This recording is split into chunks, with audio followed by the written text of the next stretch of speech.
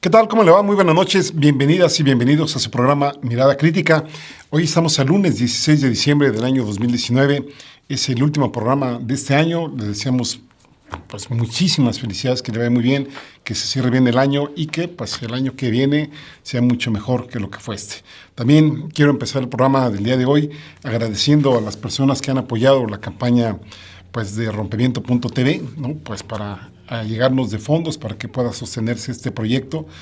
Y bueno, pues empezamos con personas de la Ciudad de México, de Guadalajara, de Mérida, Toluca, Tijuana, Oaxaca, Puebla, Veracruz, Monterrey y Jalisco, que generosamente han estado apoyando, de Estados Unidos, de California, Texas, Illinois, Nueva York, Arizona, Florida, Georgia, Washington, Nevada, Colorado, New Jersey, Oregon, Michigan, Chicago, Pensilvania.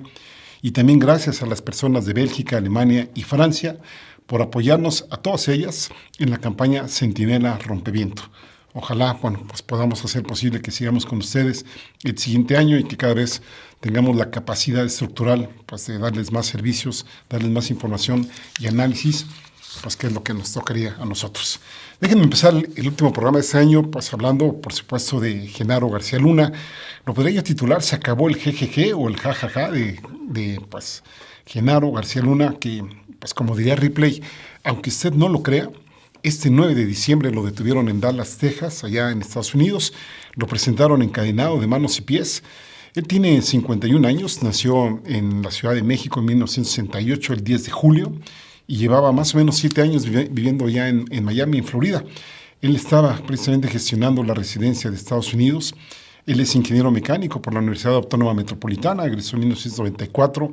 Trabajó en el CISEN, se ha formado como policía desde hace muchísimo tiempo. El CISEN, recordemos, lo creó Carlos Salinas de Gortari por ahí de 1989. Es el Centro de Inteligencia y Seguridad Nacional, y de ahí pues llegó a ser el director operativo. En 1999 pasó a la recién creada Policía Federal Preventiva. Ahí fue coordinador de inteligencia para la prevención, y en el 2000 pasó a la Policía Judicial Federal. Ahí fue director de operación y planeación. Después fue director de la Agencia Federal de Investigaciones en 2001. La crearon precisamente él y Vicente Fox. Es ahí en el sexenio de Fox cuando se da aquel famoso montaje televisivo en diciembre de 2005, cuando, pues recordemos, ahí supuestamente detienen a Florence Cassés, a Israel Vallarta, quien sigue preso después de 14 años sin sentencia. Y recordemos aquel programa de Carlos Loret de Mola con la producción de Azucena Pimentel, actualmente funcionaria de López Obrador, y que bueno, pues desde ahí ya se daban indicios de todo lo que podía ser capaz Genaro Luna de un lado y de otro. En 2006 fue nombrado secretario de Seguridad Pública por Felipe Calderón, y como tal, él fue el cerebro y fue el responsable directo de la disque guerra contra el narco en ese sexenio, que aquí pues no me dejará mentir, siempre hemos dicho que fue una guerra por el control del narco y no en contra de. García Luna fue un operador de los principales hilos de corrupción en el gobierno de Felipe Calderón. Gestor, contratista, extorsionador, no sé si llamarlo protector o llamarlo socio de los cárteles que se supone debía combatir. Fue la conexión con diversas organizaciones ciudadanas que avalaron el discurso de Calderón y lo justificaron, y pues ahí el producto de los ríos de sangre con los que México sigue cubierto. Por ejemplo, pudiéramos citar a México Unido contra la Delincuencia, Alto al Secuestro y Causa Común, entre otras. Y bueno, pues hasta vimos que Genaro García Luna hasta le hizo de coproductor de Televisa en montajes de detención, por ejemplo, que hablábamos de supuestas bandas secuestradoras, y cómo no recordar aquel programa de El Equipo que llegó a producir, bueno, por vía de Calderón y Televisa, que costó 118 millones de pesos. En el sexenio de Calderón, García Luna fue uno de los funcionarios que más poder acumuló. Parece que era el más cercano, a la par, y algunos lo ponen de Juan Camilo Moriño. Y también, pues, en materia de seguridad o de inseguridad, fue de los más elogiados por Estados Unidos. Tan así que fue condecorado por la DEA en 2012 por su cooperación y profesionalismo en el combate a los cárteles mexicanos de la droga. Pero si ustedes se meten allí a Wikipedia, verán que diversos países lo condecoraron en diversos años. Ahí está Ecuador, Colombia, entre otros, supuestamente por los servicios, ahora sí, sus contribuciones al combate a la delincuencia.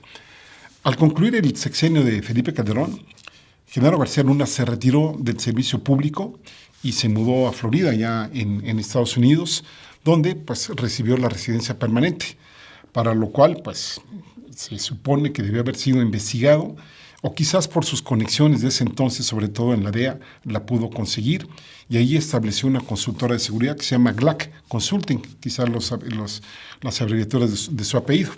Y bueno, pues precisamente allí en Estados Unidos lo va a enjuiciar la misma corte de Brooklyn, en Nueva York, que fue precisamente la que juzgó a Chapo Guzmán. Fíjense, lo están equiparando a la figura del Chapo Guzmán, y que recordemos que el Chapo fue sentenciado a cadena perpetua.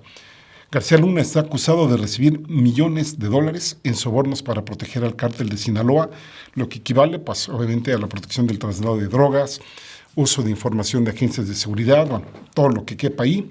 Y podríamos decir que todo lo que tiene que ver también con el narcotráfico, sobre todo de cocaína, y todo lo que tiene que ver con corrupción, y también se le acusa, y para Estados Unidos parece que esto es un delito muy grave, a diferencia de aquí, que es el hecho de haber mentido a las autoridades de Estados Unidos al solicitar la residencia precisamente en ese país en 2018, decía lo que es considerado un delito grave. Y eso porque en algún momento parece que le preguntaron de actividades delictivas y él dijo que para nada.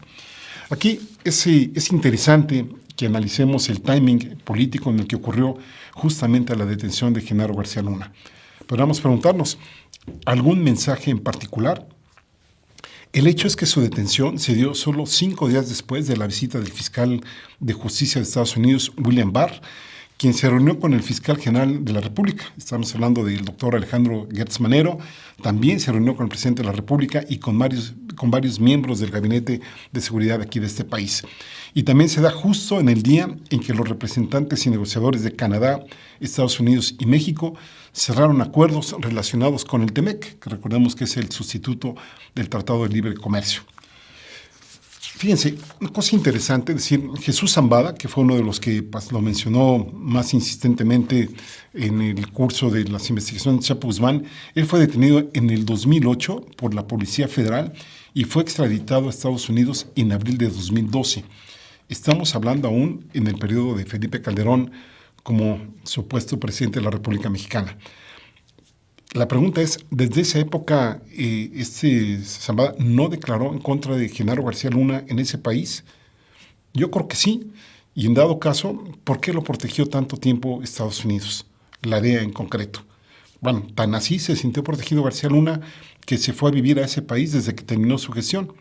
Y también hay voces que dicen que Estados Unidos no suspendió su colaboración ni el intercambio de información con la Policía Federal y con el propio Genaro García Luna. Insistimos, ¿qué tantas actividades delictivas también hace la DEA aquí en el país como para que lo hayan protegido todo este tiempo pues, de esa manera? También podríamos preguntar cuántas evidencias de su más que cuestionable, o podríamos preguntar también deleznable carrera de García Luna en el ámbito público federal en lo que tiene que ver con materia de seguridad. Fíjense, 3 puntos que podríamos comentar aquí con ustedes. Uno, hay una denuncia penal del 13 de julio del año 2001. Él había sido recientemente designado como director de la AFI, de la Agencia Federal de Investigación, por el presunto desvío de 151 millones de pesos en la adquisición de 11 aeronaves cuando él fue coordinador general de inteligencia de la Policía Federal Preventiva. Estamos hablando de cuando fue el último año de gobierno de Ernesto Zedillo. Bueno, pues con esto pasó nada. Otra perla de las muchas que puede haber, no pretendo hacer para nada una lista exhaustiva, necesitaríamos aquí muchísimo tiempo. Bueno, el 23 de marzo de 2002, desde la cárcel, Marcos Tinoco Gancedo, que fue jefe de una organización de plagiarios, aseguraba que Genaro García Luna y Alberto Pliego Fuentes, que en ese entonces era comandante del grupo antisecuestros de la AFI, daban protección a bandas de secuestradores. Otro, el 27 de noviembre de 2012, este personaje famoso, Edgar Valdés Villarreal, la Barbie, uno de los principales sicarios del cártel de los Beltrán Leiva, dio a conocer una carta desde prisión en la que acusa a Genaro García Luna y a otros funcionarios. Ahí está Luis Cárdenas Palomino, Facundo Rosas, Ramón Pequeño, Domingo González Díaz. Y dice ahí la Barbie que al menos desde 2002, estos personajes, encabezados por Genaro García Luna, recibían dinero sucio del narco. Primero desde la propia AFI y luego cuando Genaro García fue titular de la Secretaría de Seguridad Pública. Otro reporte, de la CEIDO, que es la Subprocuraduría de Investigación para la Delincuencia Organizada, señala que Domingo González, uno de los que citados por la Barbie, facilitó la fuga de la propia Barbie en un operativo, así como para que pues también a unos se les protegiera para facilitar sus escapes y a otros se les capturara, en este caso a integrantes del cártel de Uciel Cárdenas Guillén, y que también cambiaran al comandante de la Policía de Nuevo León para que quedara pues obviamente al servicio del cártel de Sinaloa, esto a cambio de $4 millones. Un segundo punto que queremos destacar aquí es el caso de Jesús el Rey Zambada durante su testimonio en el juicio contra el Chapo Guzmán.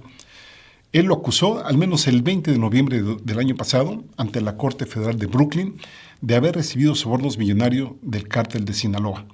Según Jesús, le entregó al menos $6 millones a Genaro García Luna durante 2 encuentros en un restaurante de la Ciudad de México entre inicios de 2005, ojo, todavía no asumía Calderón, y fines de 2007, esto por encargo de su hermano mayor, Ismael El Mayo Zambada.